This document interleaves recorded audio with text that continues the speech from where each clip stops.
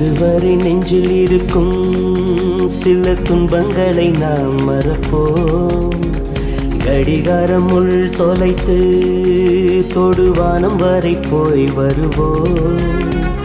அடைமழை வாசல் வந்தால் கையில் குடையின்றி வானனைவோம். அடையாளம் தான் துறப்போம், எல்லா தேசத்திலும் போய் வசிப்போம்.